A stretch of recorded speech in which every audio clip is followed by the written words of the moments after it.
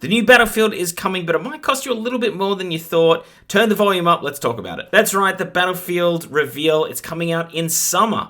That was revealed in the earnings call for the Q4 earnings of EA, which, boy howdy, is that boring. But there was a few other bits of tidbit news outside of them just ramming down the throats how much money FIFA makes as they fire Respawn and Codemasters, and we just forget that doesn't happen, and they just made so much goddamn money. But outside of that, we do have a bit more news about Battlefield. The reveal is coming in summer. Looking through their forecasted earnings and the Q1 projections, I believe that Battlefield will not be revealed at least until July. There's no real uptick in any real funds, which would allow me to believe that any sort of pre-order window will be coming out. This might be this might be intentional. But yeah, they did. It's definitely going to be summer. They've said that, but look at more July, August before we get a reveal and pre-orders and the bundles and how this game is going to look. Now let's get into some other news and speculation about the game. So one, they mentioned that hundreds of thousands of people have attempted to get into the labs across Europe and North America.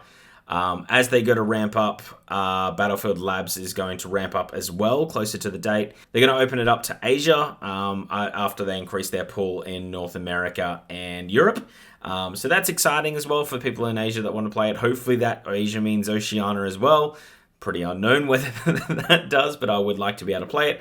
So that's somewhat exciting. They mentioned that in question by someone from like Morgan Stanley or Goldman Sachs, one of them. I mean, this was a end of year earnings report, so it's not surprising that they were on the call. They were mentioned what they've done previously with Battlefield, some of the mistakes that they've done and what they're looking to fix up.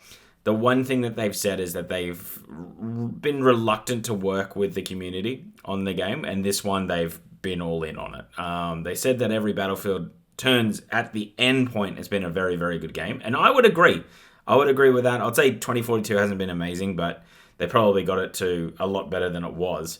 But they just haven't worked properly with the actual community who play it and taken that feedback on.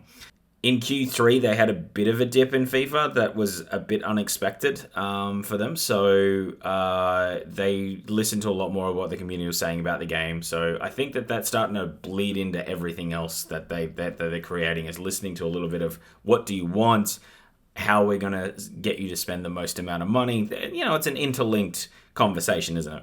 But we've gone through the speculation, so let's talk about price. As everyone knows that in America, games have jumped up to $70, even $80. It's starting to get a little bit high for people, and it's starting to become the real industry norm. Mario Kart is now going to be $80 American, which is pretty insane. It's just Mario Kart. But in the earnings call, towards the end of the questions, they were asked about this. This is the CEO and I think the CFO. And they answered with the word value was said a lot. And that makes me think that this game is going to have a very premium price tag to it. It's going to be that $70, $80. I think it's just to be expected. But there's going to be a whole lot of game here. They did mention something very brief about that there needs to be value within the game to justify that price tag.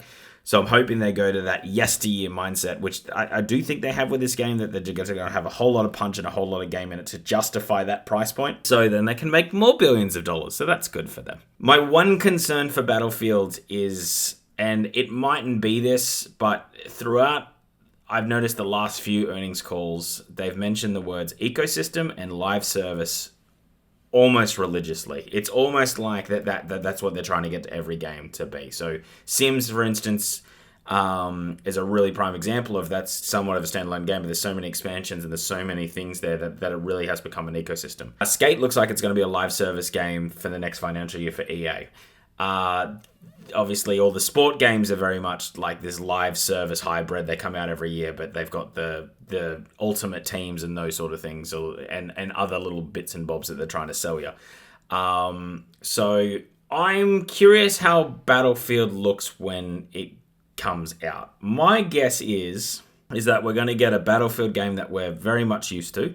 And I think it's going to be an absolute barn burner. And then I think there's either going to be a cheaper version, that won't include all of that, or a free version that is going to be like Warzone with a battle royale, or an extraction shooter. And we have seen a game called Delta Force do this, where they've had a Battlefield-like game model, which I would say it's just a poor man's Battlefield. I mean, some people really like it. The maps and the weapon play is really fun, but it's what it is. And then an extraction shooter version of it. I think Battlefield could do that and do that very well.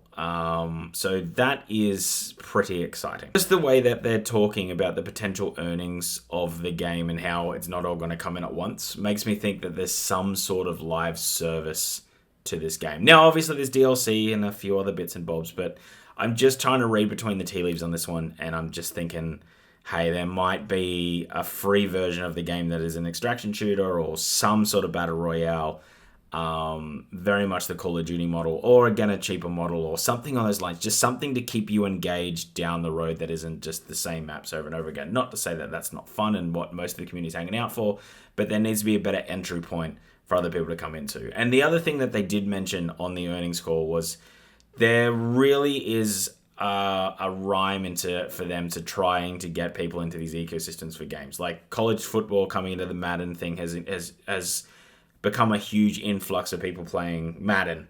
FIFA, there's a World Cup coming up in mid next year, and they're expecting to get a large amount of North American players into that. So I wouldn't be surprised if there's some way that Battlefield harnesses what seems to be the rhetoric at the moment of getting people in. Apex Legends seems to not be making as much money as they originally thought, and they've had to sort of regress what they thought the projections would be of that game about a year out from now. So that would be another reason why there might be a bit of pressure to put a live service game from the Battlefield with the Battlefield stamp in there. And they talked about how much value the IP has as well. So it's all very interesting. And then we can talk about potential release dates. So it definitely has to be, if it's going to make this fiscal year for EA, that is before April 1. Judging the way that they talked about it, and the way that they've really hampered a lot of their forecasting and finances into it, I would suggest that this game will come out at that timeline. So if you look at what their release schedules are, Q1, which is April to June, April 1 to June 30, has a few games into it. And then Q2, July to September 30th, has pretty much every sports game that they can send out.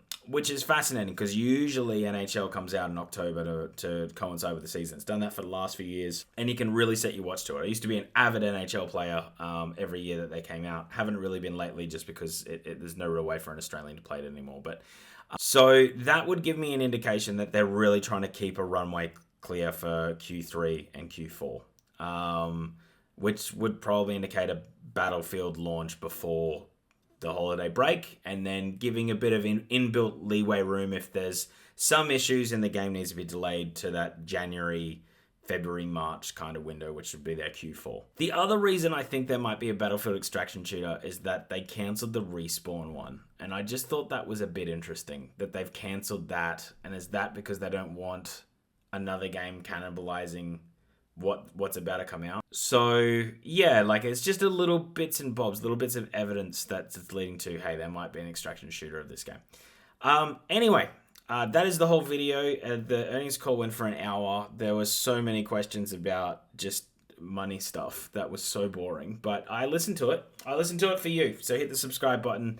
If you do want to listen to it or check out all the slides and everything and get an understanding of the business side of things, I have to do that for a living, so I find it extremely tedious. But I'll link that in the comments down below, in the description. So you can just go click at it and you can go listen to it and find out I'm not full of shit. Otherwise, hit the subscribe button because that really does help us out. Hit the like button and comment down below. Do you think I'm right? Do you think I'm wrong? Are you keen for the game? I'm so keen for the new Battlefield. I just have high hopes for it. Anyway, that is the whole video. I'm going to cut this up. I'm going to edit it. And then I've got the evening to myself here, so I don't know what I'm going to do. I don't know what I'm going to do. I'm going to play some games. You can bet your bottom dollar about that. But I'm out of here, so bye.